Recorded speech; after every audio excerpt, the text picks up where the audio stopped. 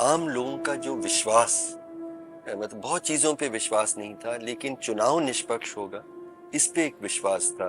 वो मैं पहली बार देख रहा हूँ कि वो टूट रहा है। इलेक्शन कमीशन कुछ करता नहीं, क्योंकि इलेक्शन कमीशन बिल्कुल सरकारी तोता बना हुआ है और झूठ और सांप्रदायिकता फैलाई जा रही है, जो कि actually model code of conduct के खिलाफ है, लेकिन उनको कोई रोक नहीं रहा है। Commission has become like a black hole, जहां लोग अपनी शिकायत, अपनी जो कंसर्न्स है भेजते हैं, कोई जवाब ही नहीं आता है। अभी ये पक्का हम लोग नहीं कह सकते कि ईवीएम में छेड़छाड़ हुई है या हो रही है, लेकिन ये ज़रूर कह सकते हैं कि छेड़छाड़ हो सकती है। कहाँ से पैसा आ रहा है पॉलिटिकल पार्टीज को, किधर वो खर्च कर रहे हैं, किस चीज पे खर्च कर रहे हैं, जब प्रतिबंध भी नहीं है, कैप भी नहीं है on spending by political parties, why should people not have a right to know. पैसे का बहुत ज़्यादा इम्बैलेंस है, और आज तो हम चुनाव को देखते हैं कि एक तरह से पैसे का खेल बन गया है। I think that it's a very challenging time for our democracy.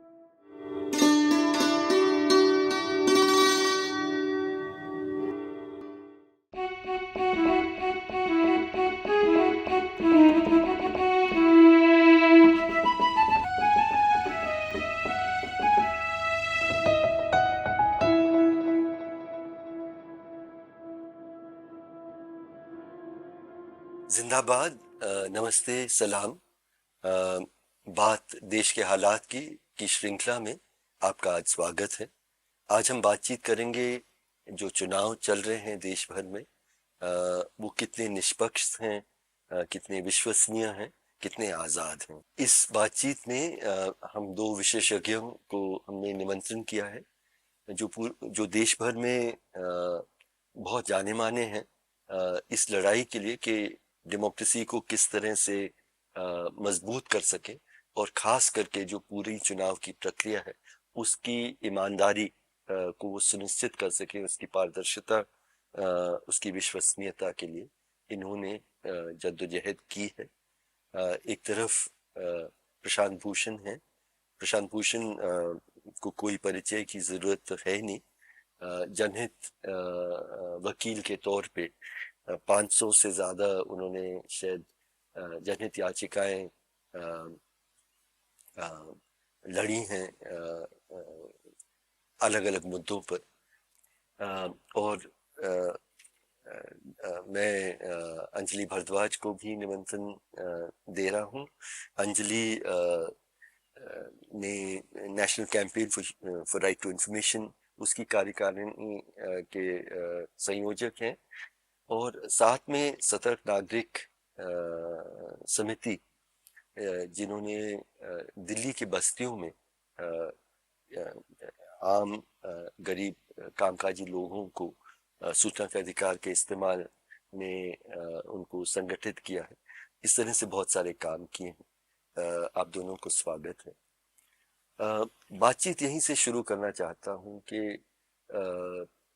आज़ादी के बाद जब हिंदुस्तान के हमारे जो फाउंडिंग मदर्स फादर्स जिन्होंने देश की कल्पना की थी, जब और संविधान लिखा था, तो जब उन्होंने तय किया था कि इस देश में लोकतंत्र होगा जहाँ हर व्यक्ति, गरीब अमीर औरत मर्द, हर जाति हर धर्म के व्यक्ति को बराबर का एक वोट मिलेगा, और उस आधार पे हम चुनाव लड़ेंगे यहाँ, तो दुनिया भर में लोगों को विश्वास नहीं था कि इस ऐसे देश में जहाँ गरीबी इतनी ज्यादा है, जहाँ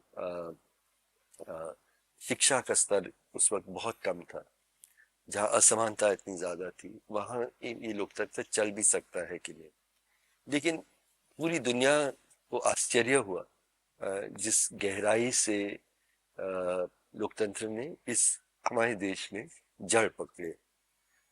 बहुत सारे चुनाव हुए, लेकिन ये पहला चुनाव है जहां मैं जगह जगह सुन रहा हूं, जहां लोगों को इस चुनाव की निष्पक्षता पर कुछ संदेह है। क्या ये वास्तविक तौर पे विश्वसनीय है जो पूरी इसकी प्रक्रियाएं हैं। मैं पूछना चाह रहा हूँ शुरू में आप दोनों से कि ये जो लोगों के मन में एक किस्म का डाउट, एक संदेह है पहली बार, इसका ये क्या निराधार है या इसका कोई आधार है? प्रशांत, आप शुरू करना चाहें। नहीं, इसके बहुत सारे आधार हैं, क्योंकि देखिए हर तरह की बेईमानी भी हो रही है चुनाव में, और जो लेवल प्लेइंग फील्ड होनी चाहिए ऑपोजिशन और जो रूलिंग पार्टी है वो भी नहीं है, क्योंकि एक तरफ हम देख रहे हैं कि कई जगह वोटर्स को प्रिवेंट किया जा रहा है वोट देने के लिए, कई जगह उनके नाम हटा दिए गए हैं वोटर्स लिस्ट से, कई जगह बूथ कैप्चरिंग भी हुई है, खासकर मणिपुर, त्रिपुरा वगैरह में, जहाँ पर 100% से ज़्यादा वोट पड़े हैं। लेकिन उससे जो ज़्यादा गंभीर सवाल है वो ये है कि आपने इस चुनाव में एक तरफ तो मोदी साहब या प्रधानमंत्री के लगातार जगह जगह भाषण हो रहे हैं जिसमें कि पूरे सरकारी तंत्र का इस्तेमाल किया जा रहा है उनको इधर उधर ले जाने में, उनकी व्यवस्था करने में, और आज तो खैर सरकारी मुलाजिमों को बिल्कुल बीजेपी के कैंपेन के लिए इस्तेमाल किया जा रहा है। इन्होंने ये सेल्फी पॉइंट्स, विकसित भारत कैंपेन, जिसमें मोदी जी के बड़े बड़े कटआउट सरकारी खर्चे पर लगाए गए हैं। दूसरी बात, सरकार ने हर तरह से सरकारी पैसा इस्तेमाल करके एडवर्टाइजिंग के लिए इस्तेमाल किया। तीसरी बात, जो मीडिया है, जो मेन स्ट्रीम मीडिया है, उसको बिल्कुल सरकार ने अपने कब्ज़े में कर लिया है, जिसकी वजह से एक बिल्कुल जो सरकारी प्रोपेगेंडा है जिसमें कि नफ़रत फैलाना, झूठ फैलाना, वो सब हो रहा है। तीसरी बात, जो पैसा है वो करीब करीब मतलब 2/3 पैसा सिर्फ एक पार्टी के पास है, भाजपा के पास।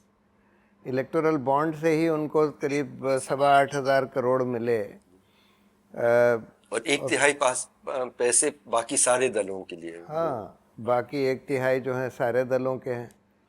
तो पैसे का बहुत ज़्यादा इम्बैलेंस है, और आज तो हम चुनाव को देखते हैं कि एक तरह से पैसे का खेल बन गया है। तो जिसके पास ज़्यादा पैसा है वो अपने आप को ज़्यादा एडवर्टाइज़ कर लेता है तरह तरह से, और देखने में ये लगता है कि भाई यही लोग दिखाई दे रहे हैं ज़मीन पर, यही लोग चुनाव जीतने वाले हैं। तो इसलिए फिर आपने एजेंसीज़ जो हैं, ईडी, आईटी, सीबीआई, इन सब का दुरुपयोग किया जा रहा है। एक तरफ ऑपोजिशन पार्टी के लीडर्स को घेरने के लिए कि उनको वो डरा के, प्रताड़ित करके, अरेस्ट करके उनको अपनी पार्टी छोड़कर भाजपा में शामिल हो जाएं। उसके अलावा इन्हीं एजेंसीज़ का दुरुपयोग किया जा रहा है चंदा लेने के लिए भाजपा के लिए, क्योंकि इलेक्टोरल बॉन्ड्स में हम लोगों ने ये देखा कि बहुत सारी ऐसी कंपनियां थीं जिनके ऊपर ईडी, आईटी और सीबीआई के रेड्स हुए, एक्शन हुआ। उसके बाद उन्होंने कई 100 करोड़ इलेक्टोरल बॉन्ड्स खरीद कर भाजपा को दे दिए, और उसके बाद सब कुछ ठंडे बस्ते में डाल दिया गया। तो बहुत तरीके हो गए हैं इस चुनाव को अनफेयर बनाने के, जिसमें चुनाव की कोई फेयरनेस नहीं रही है। लेकिन इतनी सारी हर तरह की अनफेयरनेस, और इलेक्शन कमीशन कुछ करता नहीं, क्योंकि इलेक्शन कमीशन बिल्कुल सरकारी तोता बना हुआ है। तो इस वजह से ये सारी अनफेयरनेस और झूठ और सांप्रदायिकता फैलाई जा रही है, जो कि actually model code of conduct के ख़िलाफ़ है। लेकिन उनको कोई रोक नहीं रहा है, मोदी और उनके मंत्रियों को।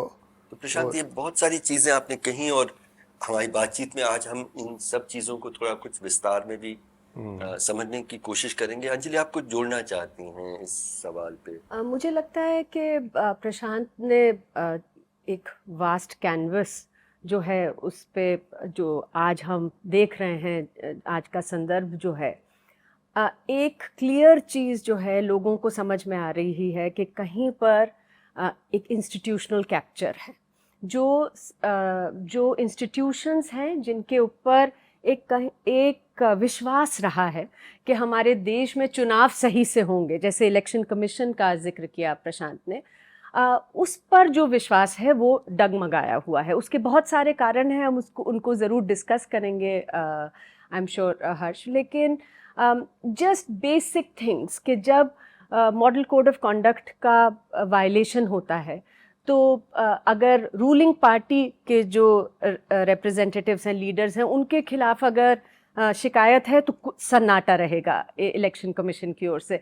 ऑपोजिशन पार्टी के जैसे ही शिकायत होगी तुरंत उस पर कुछ एक्शन होगा। इनफैक्ट लगता है कि ज़रूरत से ज़्यादा ही कहीं पर एक्शन हो रहा है।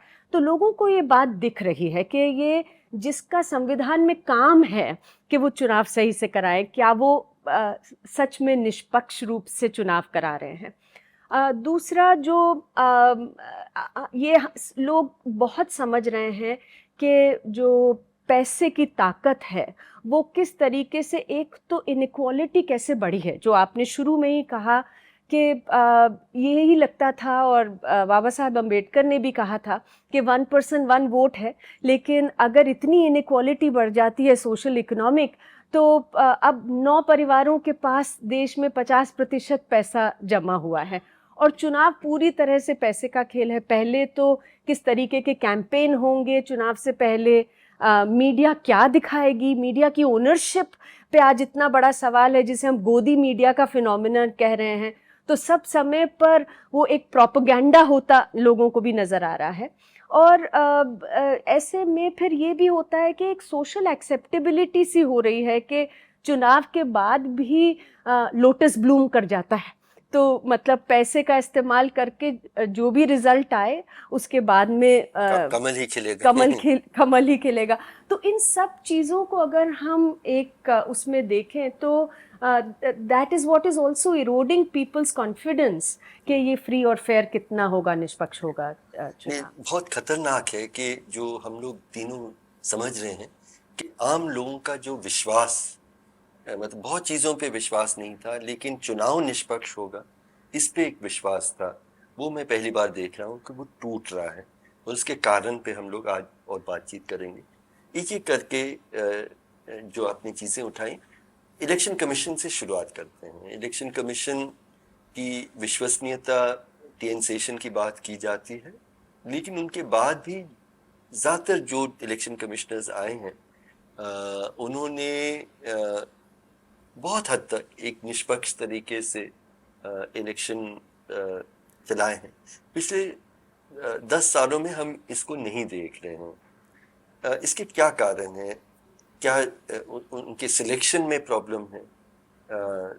You can not substitute for character. तो किस तरह से हम लोगों को चुनना चाहिए, कैसे चुने जा रहे हैं, और क्या कारण है कि इलेक्शन कमीशन जो उसकी जिम्मेदारी थी वो नहीं निभा पा रही है? Whoever would like to respond. देखिए,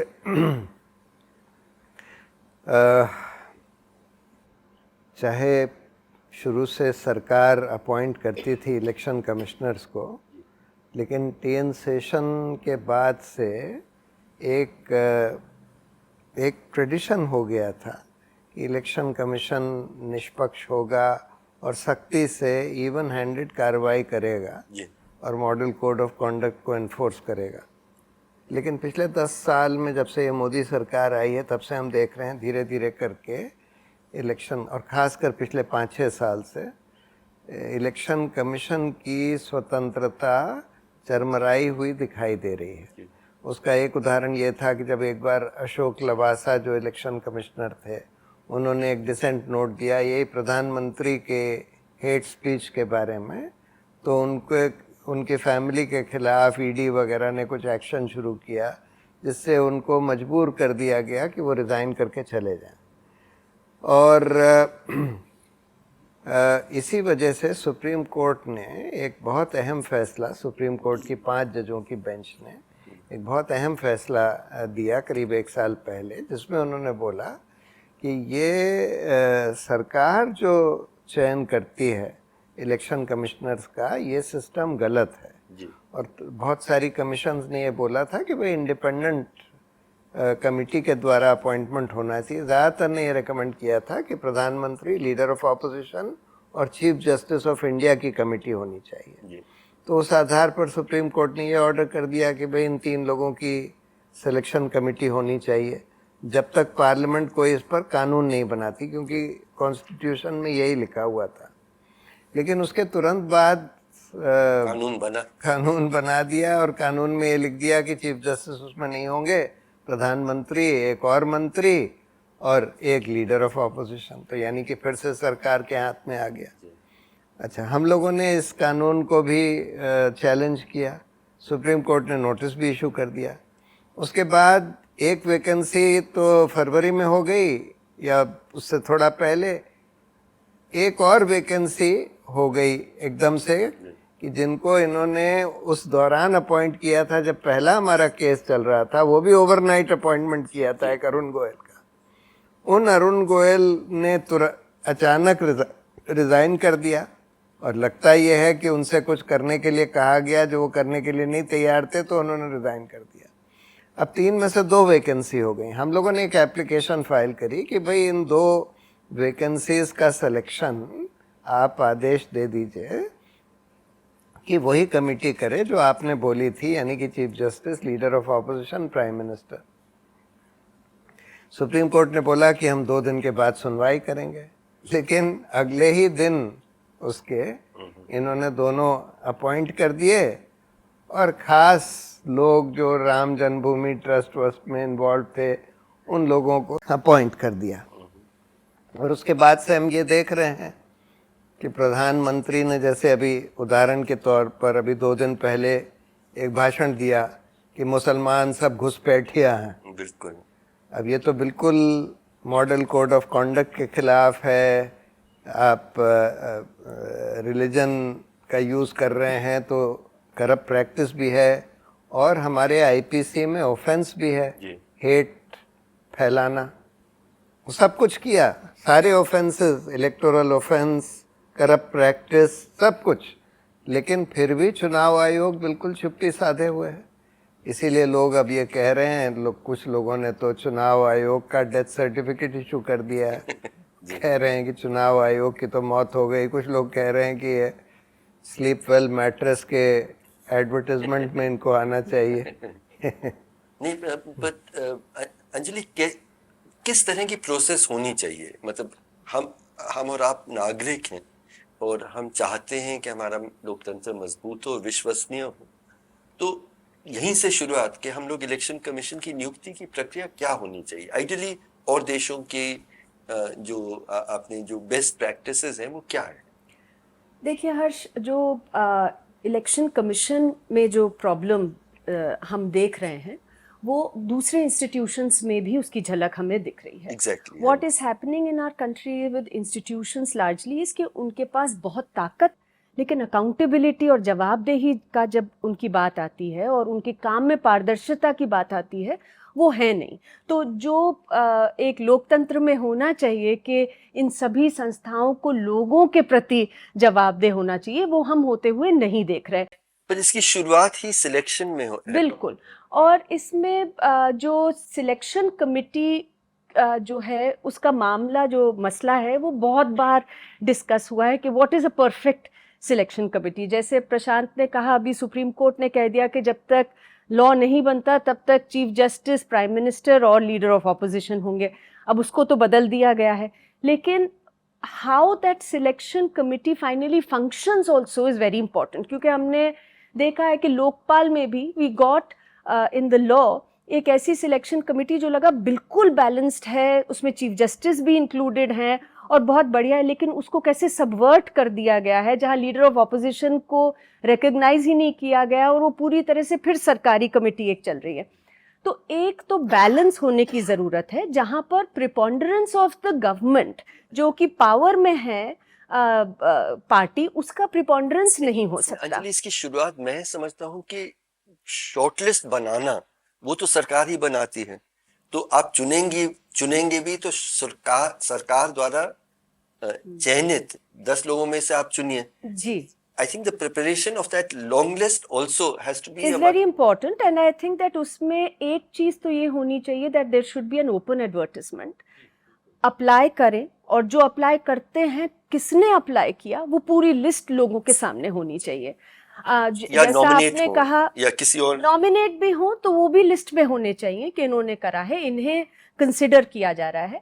जैसा कि आपने कहा कि ये नहीं होना चाहिए कि अगर एक सर्च कमेटी है जो कि गवर्नमेंट की ही एग्जीक्यूटिव बॉडी की ही है तो उन्होंने 6 नाम डिसाइड करके बस सामने रख दिए, वो नहीं होना चाहिए।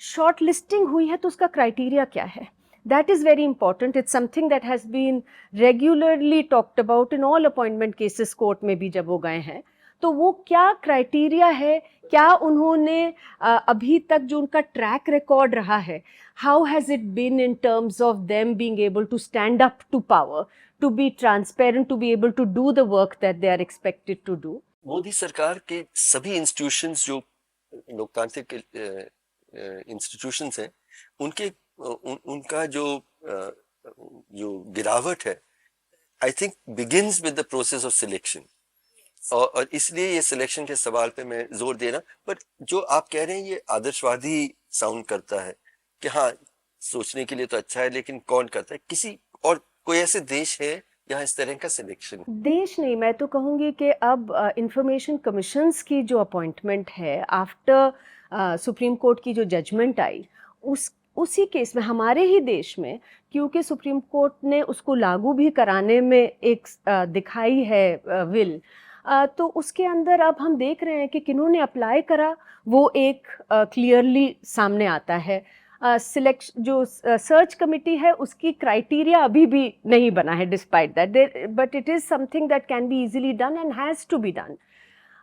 फिर जैसे कि इस बार हमने देखा कि लीडर ऑफ ऑपोजिशन कह रहे हैं कि मेरे साथ तो लिस्ट ही शेयर नहीं की गई, even of the shortlisted candidates, और जब मैं पहुंचा मीटिंग के लिए, सिलेक्शन कमेटी की मीटिंग के लिए, तो 8-10 मिनट पहले मुझे एक लिस्ट दे दी गई कि ये है, आप देख लीजिए आपको किसको करना है। और हम 2 लोग प्रधानमंत्री और गृह मंत्री थे, उन्होंने तय कर रखा था कि किनको। ये तो पूरा सिस्टम को मौकरी बनाने का प्रोसेस को का तरीका है। And I feel that what we are seeing now is that एक पहली तो कैसे इन्हें चुना जा रहा है, फिर काम कैसे हो रहा है। अभी हाल ही में एक RTI एप्लीकेशन डाली गई क्योंकि इलेक्शन कमीशन ऑफ इंडिया को लोगों ने, एमिनेंट सिटीजन्स ने एक मेमोरेंडम भेजा अबाउट EVM जो मशीनें हैं उसके बारे में, इलेक्टोरल बॉन्ड्स भी उस समय पे डिसाइडेड नहीं था उसके बारे में, तमाम चीज़ों के जो कंसर्न्स हैं लोगों के उसके बारे में। मेमोरेंडम का कोई जवाब ही नहीं आया। Commission has become like a black hole, जहां लोग अपनी शिकायत, अपनी जो कंसर्न्स है भेजते हैं, कोई जवाब ही नहीं आता है। मतलब इट्स एंड देन RTI डाला गया कि इस पर क्या एक्शन हुआ, उसका कोई जवाब नहीं आया। फर्स्ट अपील का कोई जवाब नहीं आया। जब सेकंड अपील में गए तो सेंट्रल इंफॉर्मेशन कमीशन के सामने जो पब्लिक इंफॉर्मेशन ऑफिसर है इलेक्शन कमीशन के, उन्होंने कहा ना हमें मेमोरेंडम मिला, ना हमें RTI मिली, ना हमें फर्स्ट अपील मिली। और फिर जब ये कहा गया कि ये सब तो आप ही के पोर्टल पर टाइप्ड इन गया था, तो उन्होंने कहा हम पढ़ नहीं पा रहे थे कि क्या है उसमें, to the point that the central information commissioner जो चीफ हैं उन्हें कहना पड़ा कि आपने तो बिल्कुल इसका बिल्कुल मजाक बना दिया। तो how is the commission even functioning?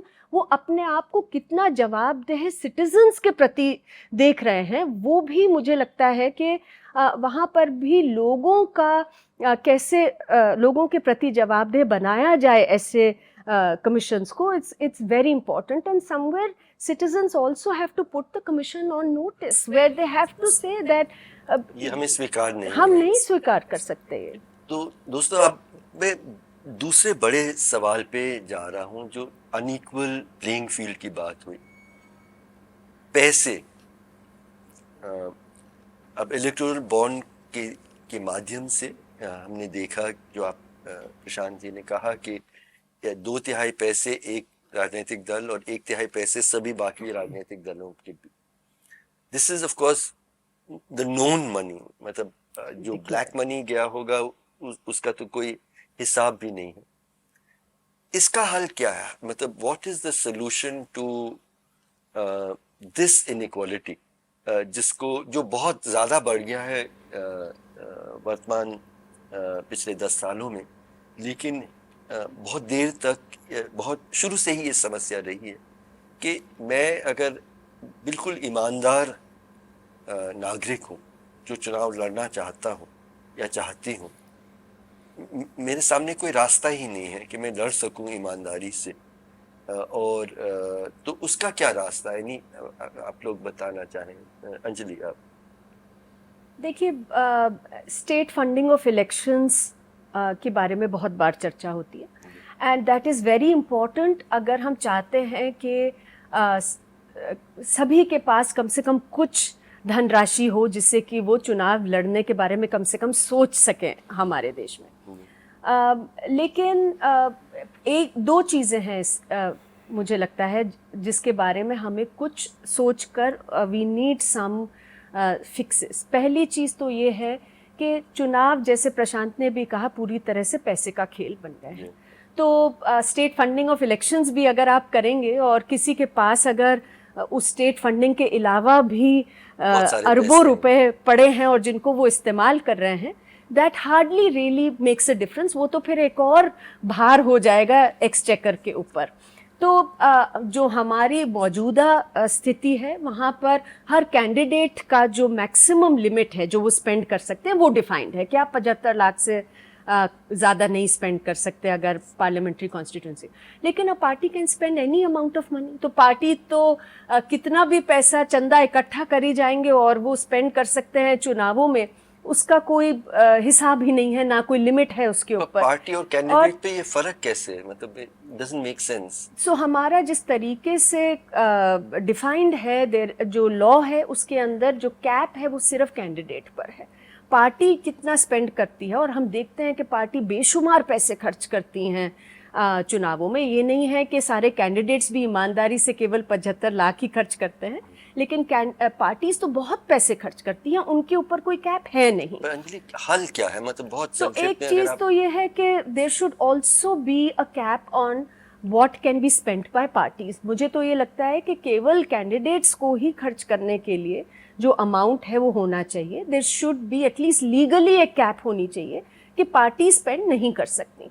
दूसरी चीज़, जैसा आपने कहा कि पैसे जब आते हैं पार्टीज के पास, बहुत सारा पैसा तो कैश में आता ही रहा है, इर्रिस्पेक्टिव ऑफ इलेक्टोरल बॉन्ड्स आए नहीं आए, कैश में पैसा लगातार पार्टीज के पास आता है, जिसमें much of it is not even declared on their balance sheets. तो जब हम बात कहते हैं कि बीजेपी के पास इतना सारा धन है, वो धन की बात कर रहे हैं हम जो कि उन्होंने खुद डिक्लेयर किया है। और बाकी का जो पैसा जो पार्टियों के पास आ रहा है, उसमें या तो किसी को पता ही नहीं चलता कि कितना पैसा आ रहा है, और या फिर जो लूप होल्स हैं इनकम टैक्स एक्ट में और आरपी एक्ट में, जिसमें लिखा है कि अगर किसी भी पार्टी को पैसे चंदा आता है जो कि 10,000 रुपये से कम है, पार्टी को बताने की ज़रूरत नहीं है किसने पैसा दिया। तो अब ऐसे में कोई भी कंपनी 100 करोड़ भी दे रही हो किसी पार्टी को, वो कहेंगे हमने तो जी बहुत सारे शुभचिंतकों से पैसे इकट्ठे करे, 9,000 रुपये सबसे इकट्ठे करे।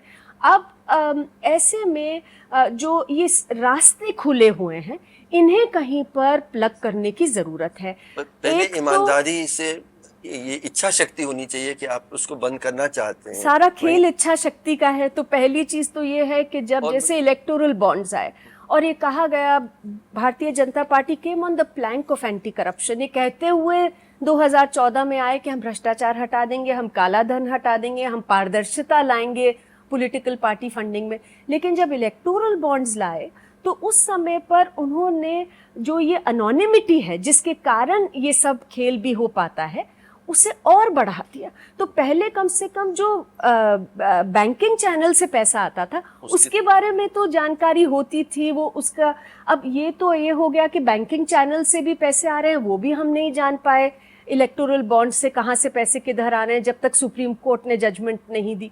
और ये काला धन सफेद करने का एक और बड़ा साधन बन गया, क्योंकि जिसके पास बैंक में पैसे हैं वो जाके बॉन्ड खरीद रहे हैं, और जिनके पास कैश है वो उनसे बॉन्ड खरीद रहे हैं, कैश को सफेद, काले धन को सफेद कर रहे हैं। तो ये जो चीजें हैं, जब तक गोपनीयता, पर्दे के पीछे ये सब चीजें होने का स्कोप रहेगा। एंड एक ये तो ये हो गया कि एक लीगल जामा भी पहना दिया गया। लड़ाई तो ये थी कि कैश को ही बंद कर दिया जाए, लड़ाई ये थी कि अगर कैश पाया जाए इट शुड बी इलीगल, मतलब अगर अनोनिमस कैश हो जो एक्सप्लेन ना कर सके इट शुड बी इलीगल। ये तो हो गया कि आप कितने भी अरबों रुपए ले लीजिए, आप तो अनोनिमस ही हैं, ये तो लीगली अलाउ कर दिया। तो इसमें मेरे ख्याल से आईटी एक्ट, आरपी एक्ट को चेंज करने की जरूरत थी कि अनोनिमिटी हटा दी जाए। There needs to be anonymity, मतलब ये है कि गुमनाम तरीके से पैसे आ रहे हैं, वो नहीं आ सकते क्योंकि वो तो एक्सप्लॉइट किया जाता है फिर उस लूप होल को। कैश क्या जरूरत है, मतलब कैश ना हो, ये दो चीजें आपने साफ कही। पर पहले इच्छा शक्ति की बात है। बिल्कुल प्रशांत, जो आपने दूसरी बात जो कही थी, which has made this so unequal in election, वो पहले इस हद तक मैंने कभी देखा नहीं। the use of government agencies, मतलब आप दो चीफ मिनिस्टर्स तो हिरासत में हैं, जेल में हैं, लेकिन इतनों के को कोई आईटी नोटिस मिल रहा है, कोई ईडी नोटिस दे रहा है, कोई सीबीआई नोटिस दे रहा है। इसका रोक का कोई क्या तरीका है? नहीं, इसका रोक का तरीका तो यही है कि ये सारी एजेंसीज को स्वतंत्र, सरकार से स्वतंत्र बनाने की ज़रूरत है और प्रॉपर्ली जवाबदेह बनाने की ज़रूरत है। थोड़ा तो खैर ये भी हुआ है कि कुछ ऐसे कानून बन गए हैं जैसे prevention of money laundering act, जो कि बहुत ही ड्रैकोनियन कानून है, जिसमें कि बहुत ज़्यादा अनट्रैमल्ड पावर्स दे दी गई हैं एनफोर्समेंट डायरेक्टरेट को। किसी भी चीज़ को आप मनी लॉन्ड्रिंग कह के और तरह तरह से लोगों को प्रताड़ित कर सकते हैं, अरेस्ट कर सकते हैं बगैर बताए भी कि आप किस वजह से, बगैर एफआईआर रजिस्टर करे। कुछ तो उसमें सुप्रीम कोर्ट की भी गलती है। सुप्रीम कोर्ट ने जब इन कानूनों को चुनौती दी गई तो उन्होंने उसको स्ट्राइक डाउन करने के बजाय उसको और ड्रैकोनियन बना दिया। और जिन साहब ने ये किया, जिन जज साहब ने, उनको लोकपाल बना दिया गया। तो एनफोर्समेंट डायरेक्टरेट, सीबीआई और इनकम टैक्स, जितनी भी एजेंसीज हैं, एक तो खैर उनका चयन इंडिपेंडेंट तरीके से होना चाहिए। अभी सीबीआई के डायरेक्टर का तो होता है, लेकिन उसमें भी हम ये देखते हैं कि अगर चीफ जस्टिस कमज़ोर है और वो सरकार के साथ जाने के लिए तैयार है, तो उन इंस्टीट्यूशंस का भी चयन जैसा सरकार चाहती है वैसा हो जाता है, बिकॉज चीफ जस्टिस सरकार के साथ चला जाता है। और तो इसलिए थोड़ा सा ब्रॉड बेस्ड सिलेक्शन कमेटी होनी चाहिए, कम से कम 5-7 लोगों की, जिसमें ज़्यादातर लोग इंडिपेंडेंट हों।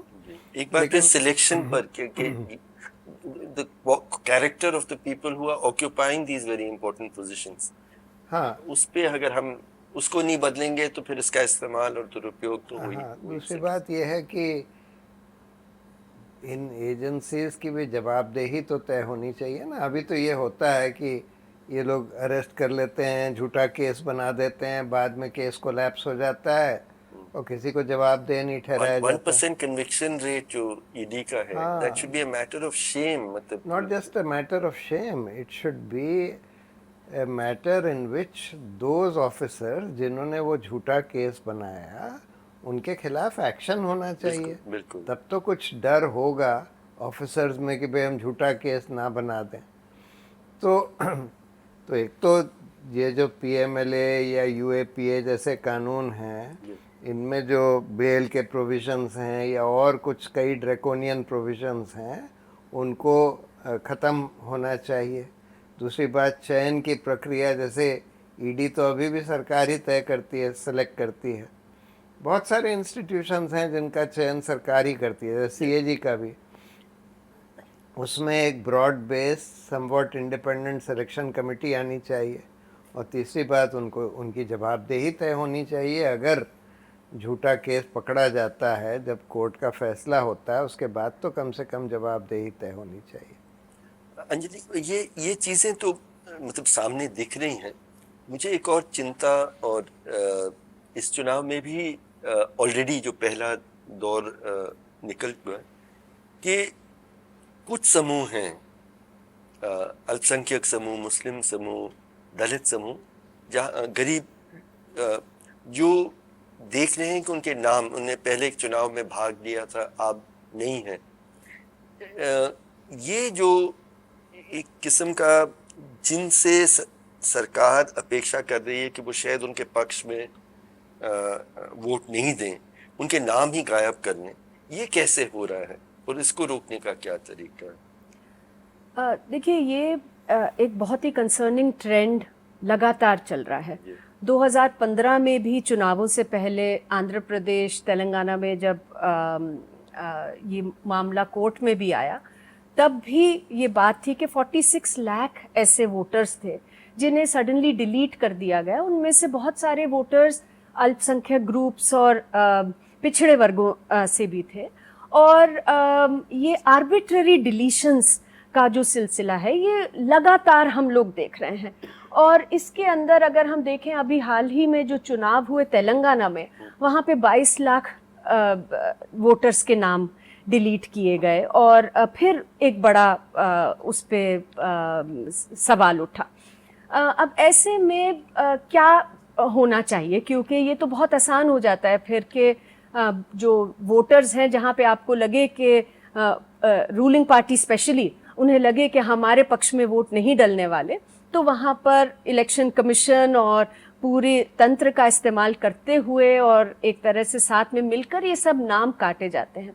सुप्रीम कोर्ट का हाल ही में इसमें जजमेंट आया था, जिसमें कोर्ट ने कहा है कि ये बिल्कुल गलत है और बिना नोटिस दिए हुए आप किसी का नाम नहीं काट सकते। And I think that's a very important safeguard. अगर लगता है कि कहीं पर कोई अब नहीं रहते, क्योंकि इसके अलग अलग तरीके बनते जा रहे हैं। पहले तो काफ़ी ब्लेटेंटली नाम काट दिए जाते थे पूरे परिवार के। अब पूरा परिवार अगर है तो उसमें से अगर 10 लोग का परिवार है तो उसमें से 1 या 2 नाम छोड़ दिए जाते हैं, बाकी सबको डिलीट कर दिया जाता है। तो अगर लगता है कि यहाँ पर कोई नहीं रहते एनीमोर, या फिर somebody has passed away, किसी का देहांत हो गया, तो उनका नाम हटाने से पहले एक प्रोसेस जो है, जो फॉलो होना चाहिए, वो बहुत ज़रूरी है। बिकॉज विदाउट दैट बहुत सारे लोगों को मालूम भी नहीं पड़ता कि नाम हटा दिया गया। और प्रोसेस तो, क्योंकि मैं सरकार में, प्रोसेस तो है, उसका पालन नहीं हो रहा है और किसी की जवाबदेही नहीं है। और फिर वही बात बार बार आती है कि अगर ये इलेक्टोरल रोल्स में भी पारदर्शिता नहीं होगी, अगर हम ये नहीं जान पाएंगे कि लिस्टें क्या हैं, वो प्रॉपरली डिस्प्ले हो रही हैं कि नहीं हो रही हैं। अभी प्रिवेसी के नाम पर जो इलेक्शन कमीशन की पूरी डिजिटाइज्ड लिस्ट्स थी, तो कोई भी समूह या कोई भी बैठकर उस लिस्ट को देख पाते थे। सर्चेबल डेटाबेस था, उससे एक फ़ायदा रहता था कि लोग देख पाते थे कि भाई किन किन के नाम दिख रहे हैं, किसी का डिलीट तो नहीं हो गया। अब वो उसको PDF में अपलोड कर दिया गया है, तो it is not searchable any more. और आप अपनी कॉन्स्टिट्यूएंसी लेवल तक जाके देखेंगे, अपने बूथ लेवल तक। और ये सरकार तो डिजिटल पे बहुत ज़्यादा जोर दे रही है, ये एक लेकिन प्रिवेसी के नाम पर अब तो बड़ा डर ये है कि जब से डेटा प्रोटेक्शन कानून आया है, थैंकफुली वो अभी लागू नहीं हुआ है, but one big fear is कि अब ये हो रहा है कि पर्सनल डेटा नहीं मिलना चाहिए। तो अब अगर आप इलेक्टोरल लिस्ट को देखें, वोटर लिस्ट को, उसमें तो नाम है, पता है, फोटोग्राफ तक है लोगों की। तो अगर ये सारा कुछ कोशिश होगी कि इसको पर्दे के पीछे कर दिया जाए, तो then how do we even prevent electoral fraud? फिर तो जिसका मन चाहेगा उनका नाम काट दिया जाएगा, जिनका चाहेगा वो ऐड कर दिया जाएगा. तो I think that these two things are very important. Following the process, that without giving a proper notice नाम नहीं कट सकता, और एक पूरी तरह से लोगों के पास. और मैं तो ये भी कहना चाहूँगी हर्ष कि हमारे देश में जो रियलिटी है, NFHS का जो डेटा है, NFHS 5 का, उसमें 33% औरतों ने केवल हमारे देश में एक बार भी इंटरनेट का यूज़ किया है. मतलब even single use of the internet has only been by 33% women. ऐसे में how do we make all these, ये जो इलेक्टोरल लिस्ट्स हैं, इनको एक्सेसिबल कैसे कराया जाए? कोशिश ये होनी चाहिए कि हर दफ्तर में, हर जगह पर कम से कम जो नोटिस बोर्ड्स पे ये सब लगे, जिससे लोग चेक कर सके, एम्पावर्ड हो, और बैठ के पंचायत में पढ़ के सुनाया जाए. Because that is really what is required in a country like ours. वो नहीं हो रहा, और उस पर भी फिर इच्छा शक्ति की बात है, और इलेक्शन कमीशन के जवाबदेही की भी बात है. प्रशांत, जो आई थिंक लोगों को सबसे ज्यादा अगर एक बात पर चिंता है वो है ईवीएम पर, ईवीएम की विश्वसनीयता पर. और बहुत लोग नहीं जानते हैं, प्रशांत वकील बनने से पहले इनका विज्ञान में बहुत लंबी पढ़ाई भी रही है, वो तकनीकी पहलुओं को भी समझते हैं. तो ईवीएम मतलब दो अलग अलग विचार हैं. एक तो समझते हैं कि इसमें घोटाला हो ही नहीं सकता, और एक ये विचार है कि इसमें और जो पहला जो मानते हैं वो कहते हैं कि कंस्पिरेसी थियरीज आप लोग बनाते हैं. और मैं बहुत साल जब कलेक्टर रहा तो बहुत सारे चुनाव मैंने बैलेट पेपर्स के साथ किए. उसमें कोई कमी नहीं थी. मतलब उसमें चलिए बूथ कैप्चरिंग होता था, वो तो अभी भी हो रहा है कहीं कहीं, लेकिन बाकी एक बहुत पारदर्शी तरीके से उसकी गिनती होती थी. और ये ईवीएम में उसके प्रति जो अविश्वास बना है वो कितना आधार सहित है, कितना निराधार है, आपकी राय? देखिए, अभी ये पक्का हम लोग नहीं कह सकते कि ईवीएम में छेड़छाड़ हुई है या हो रही है, लेकिन ये ज़रूर कह सकते हैं कि छेड़छाड़ हो सकती है. ये ज़रूरी है, बिल्कुल. क्योंकि उसमें ईवीएम के 3 यूनिट्स होते हैं, बैलेट यूनिट, एक वीवीपैट यूनिट और एक कंट्रोल यूनिट. कंट्रोल यूनिट में वोट रिकॉर्ड होती है, वीवीपैट में आपकी पर्ची छपती है. तो वीवीपैट और कंट्रोल यूनिट दोनों में ही प्रोग्रामेबल चिप्स हैं, जिसमें एक फ्लैश मेमोरी होती है, जिसमें आप कोई भी प्रोग्राम आप डालना चाहें डाल सकते हैं.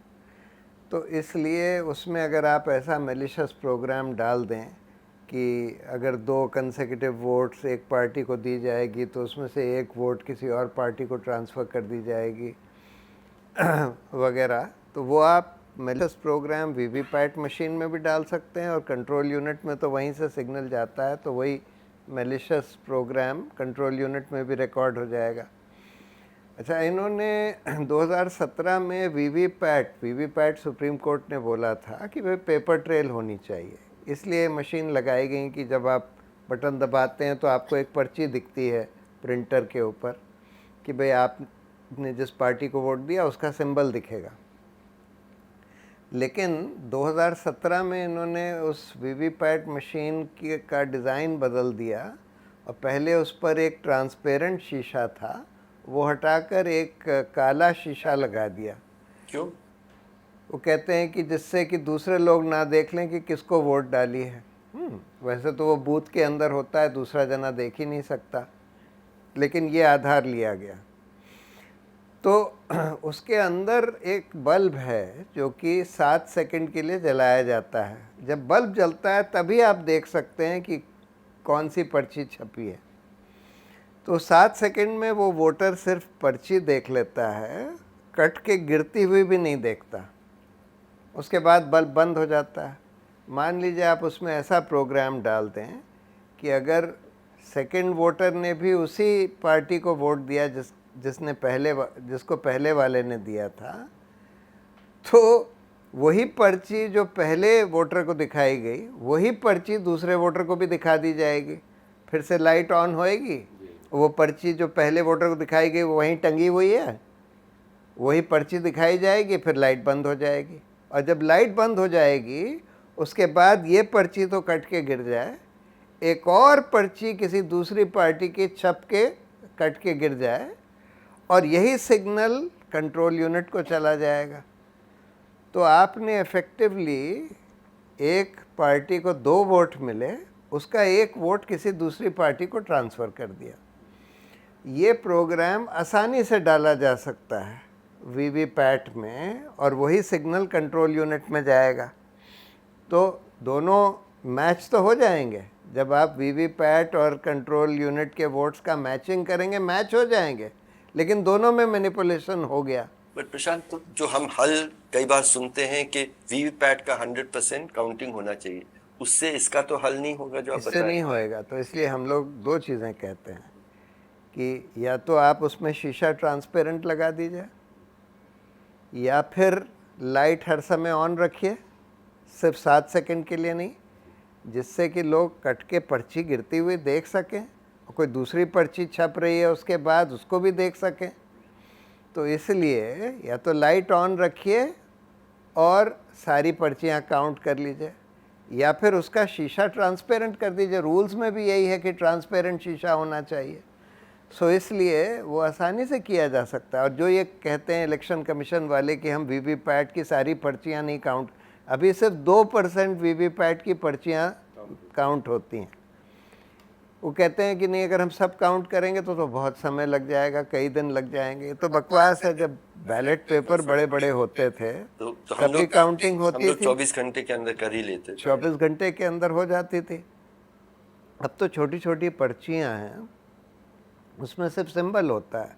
आपको बंडल बनाने हैं और आप एक नोट काउंटिंग मशीन लगा दीजिए, व्र व्र व्र सब काउंट हो जाएंगे। सो देफो उसमें कोई टाइम ही नहीं लगेगा।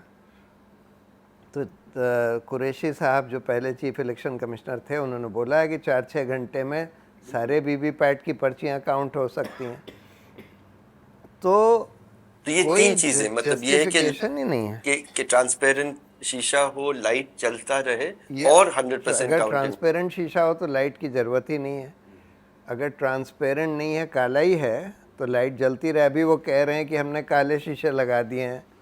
अरे भाई, तो काले लगा दिए हैं तो लाइट जला कर रखिए, और नहीं तो उसका शीशा बदल दीजिए, ट्रांसपेरेंट कर दीजिए और सारे वीवीपैट के पर्ची काउंट कर लीजिए।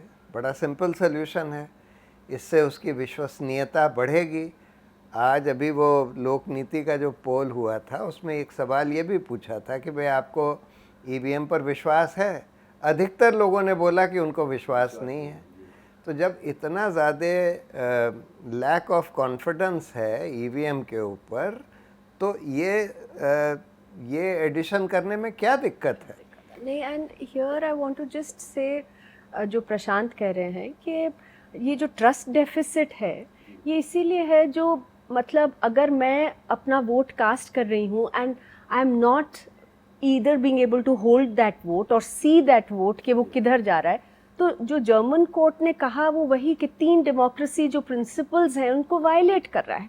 When I cast my vote, I should be reassured that वो जो मैंने it was cast as intended, कि मैंने जिस बटन पे दबाया है वास्तव में उधर ही वोट जा रहा है कि नहीं जा रहा है।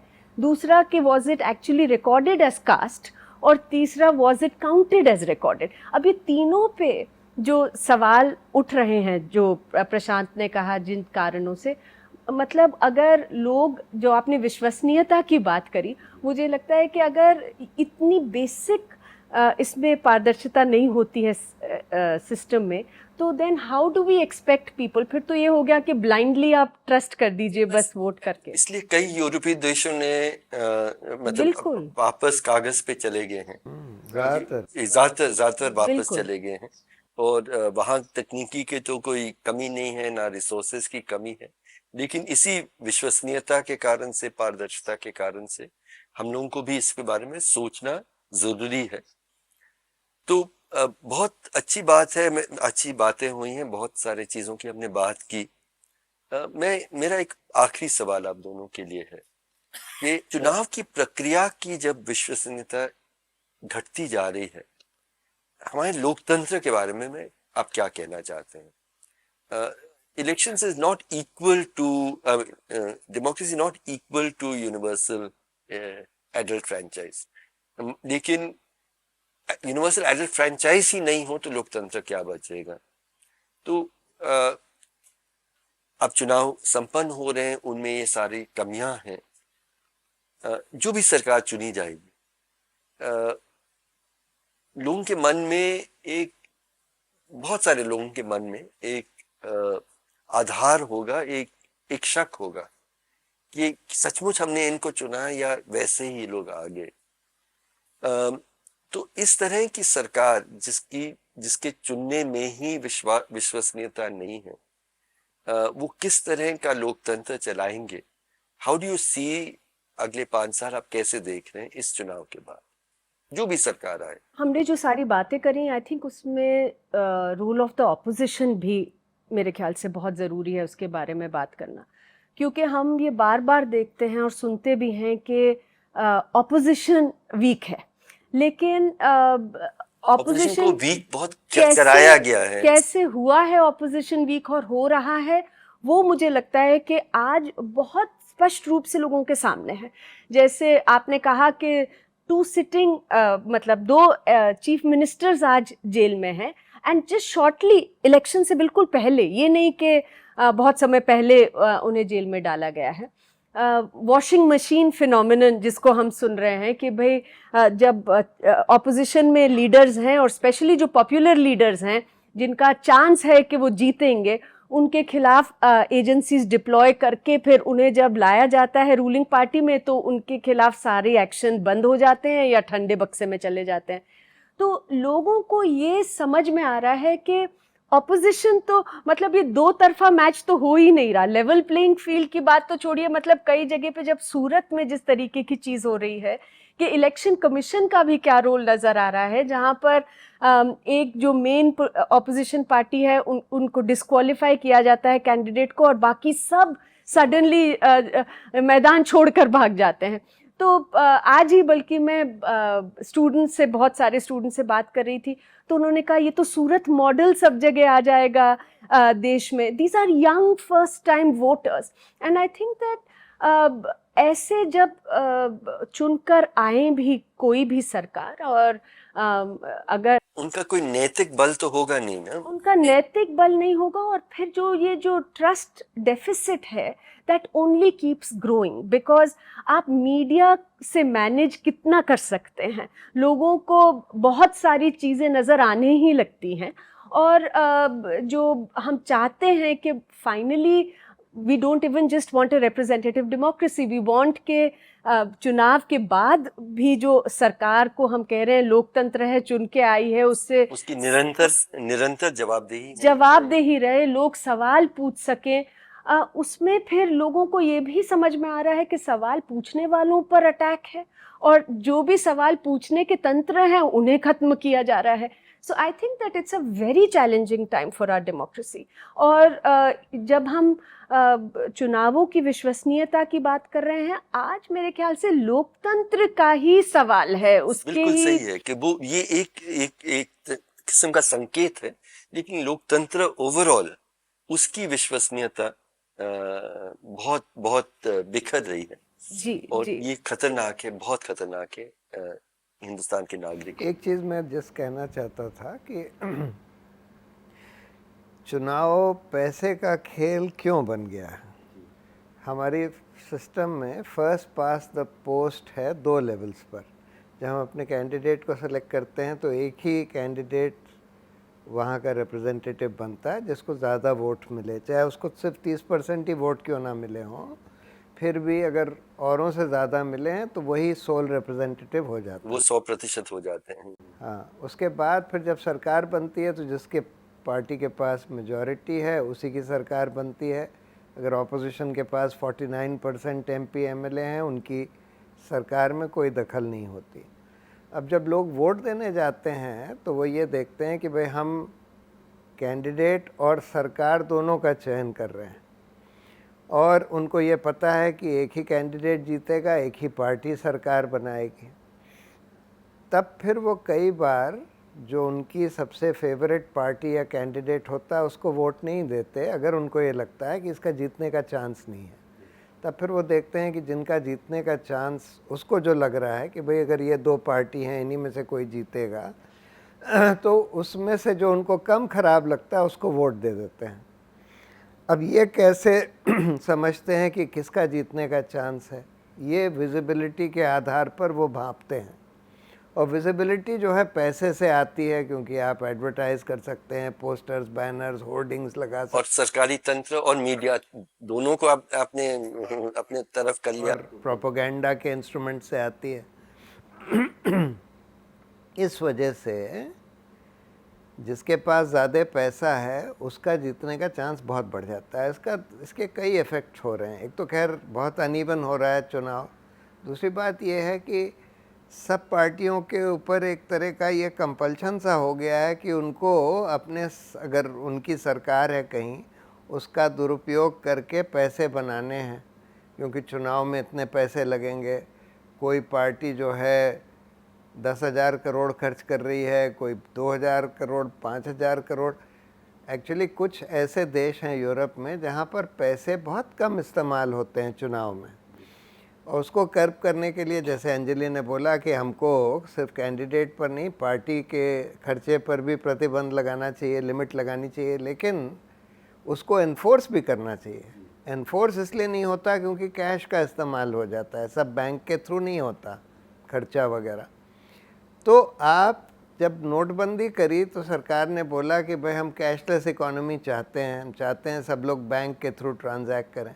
ऑर्डिनरी लोगों को तो आप ये नहीं कह सकते, लेकिन पॉलिटिकल पार्टी और कैंडिडेट्स को आप कह सकते थे कि भाई आप कैश में ट्रांजैक्ट नहीं करेंगे, और अगर कैश में ट्रांजैक्ट करते हुए पकड़ गए वो करप्ट प्रैक्टिस तो करप्ट प्रैक्टिस होगी। तो ये तो इन लोगों ने किया नहीं। तो कोई इच्छा शक्ति है नहीं कि भाई पैसे का यूज़ कम करें, चुनाव में इस तरह की लिमिट्स को एनफोर्स करें। तो जब तक हम लोग ये सब नहीं करेंगे ना, तब तक हमारा चुनावी लोकतंत्र भी एक तरह से पैसे का खेल ही रह जाएगा।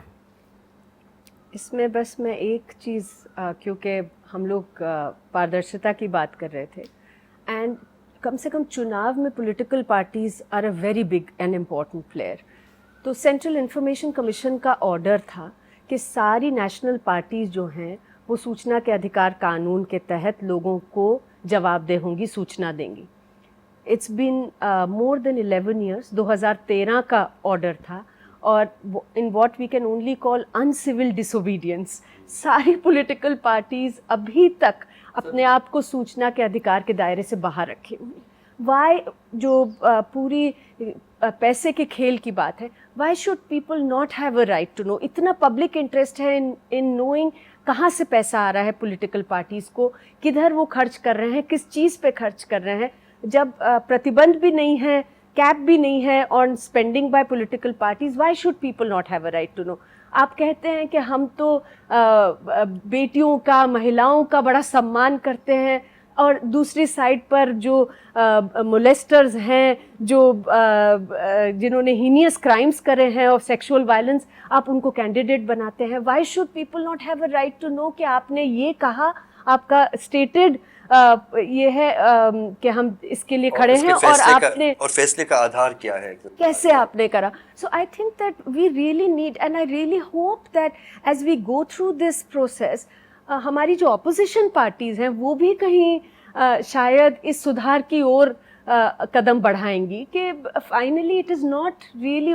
इलेक्टोरल बॉन्ड्स भी जब आए थे, इतनी चर्चा हुई थी, ऑपोजिशन पार्टीज़, जो पार्टी पावर में है बीजेपी, उन्होंने तो बात सुनी ही नहीं, लेकिन ऑपोजिशन पार्टीज़ में भी केवल सीपीआईएम और सीपीआई के अलावा कि सब ने कहा कि अगर चंदा आता है तो हम मना नहीं करेंगे।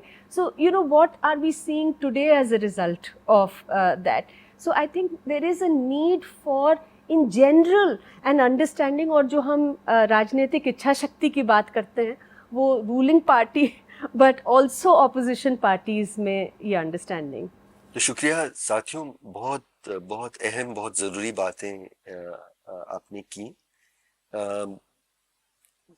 हम भारत के लोगों ने जब अपना संविधान लिखा और बाबा साहब अम्बेडकर के रहनुमाई में हमने तय किया कि ये एक लोकतंत्र होगा जहाँ हर हर नागरिक बराबर का हिस्सा रखेगा।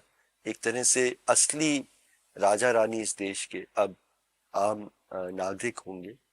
आज हम देख रहे हैं कि यही लोकतंत्र की को बहुत खोखला किया जा रहा है पैसों के बल में, सरकारी तंत्रों के दुरुपयोग के माध्यम से, मीडिया के दुरुपयोग के माध्यम से, और जिन जिन जिन को भी चुना जा रहा है कि इस प्रक्रिया की सच्चाई को, इसकी ईमानदारी को, इसकी विश्वसनीयता को वो मजबूत रखें, वो सब इस जिम्मेदारी को पूरा नहीं कर पा रहे हैं। ऐसी स्थिति में लोकतंत्र शायद इतने ज्यादा खतरे में कभी भी नहीं रहा है इमरजेंसी के 18 महीनों के बाद। तो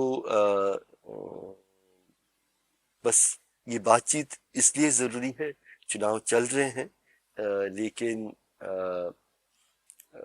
असली एक विश्वसनीय लोकतंत्र कायम हो सके उसके लिए हम लोग सबको बहुत लंबी संघर्ष लड़ना पड़ेगा। यही बात सामने आती है। शुक्रिया, जिंदाबाद। ये दाग दाग उजाला, ये शब कसीदा सहर, वो इंतजार था जिसका, ये वो सहर तो नहीं।